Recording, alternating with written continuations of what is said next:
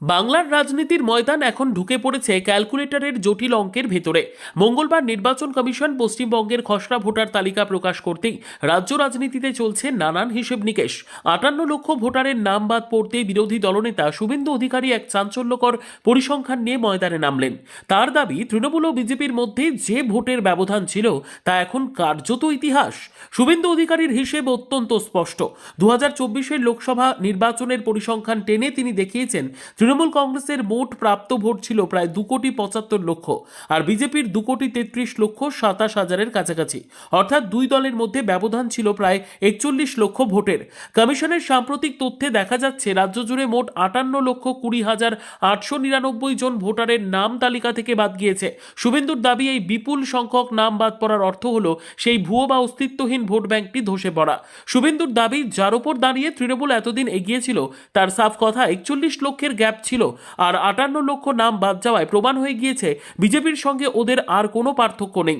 কমিশনের রিপোর্ট অনুযায়ী বাদ পড়া 58 লক্ষের মধ্যে 24,16,852 জন মৃত এবং প্রায় 20 লক্ষ ভোটার অন্যত্র স্থানান্তরিত হয়েছেন। এছাড়াও ডুপ্লিকেট ভোটার হিসেবে বাদ পড়েছেন 1,38,000-এর বেশি মানুষ। শুভেন্দুর দাবি অনুযায়ী এই সংশোধনীর ফলে আগামী বিধানসভা নির্বাচনে এক লেভেল প্লেইং ফিল্ড বা সমতল ক্ষেত্র তৈরি হবে, যেখানে লড়াই হবে কাঁটায় কাঁটায়। তবে শুভেন্দুর এই ভোট অঙ্ককে নস্যাৎ করতে দেরি করেননি তৃণমূলের সর্বভারতীয় সাধারণ সম্পাদক অভিষেক বন্দ্যোপাধ্যায়। তিনিও পাল্টা চ্যালেঞ্জ ছুড়ে দিয়েছেন। তার দাবি, 2021-এর তুলনায় তৃণমূলের আসন সংখ্যার পাশাপাশি ভোটের হার দুই বাড়বে। এমনকি লক্ষ্যমাত্রা পূরণ না হলে বিরোধী নেতাদের দেওয়া যে কোনো শর্ত মেনে নেওয়ার চ্যালেঞ্জও দিয়েছেন তিনি। শুভেন্দুর এই প্রতিক্রিয়ার পর অনেক রাজনৈতিক বিশেষজ্ঞই বলছেন, এর গভীরে লুকিয়ে থাকতে পারে বড় কোনো পরিবর্তনের ইঙ্গিত।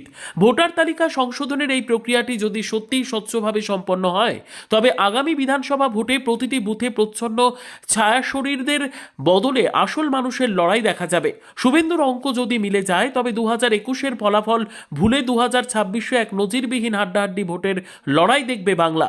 আর যদি অভিষেকের আত্মবিশ্বাস ফুলে যায়, তবে প্রমাণ হবে যে ভোটার তালিকার বিয়োগফল নয়, বরং জনমুখী প্রকল্পের যোগফলই বাংলার শাসনের চাবিকাঠি। Bureau report, digital news Bangla.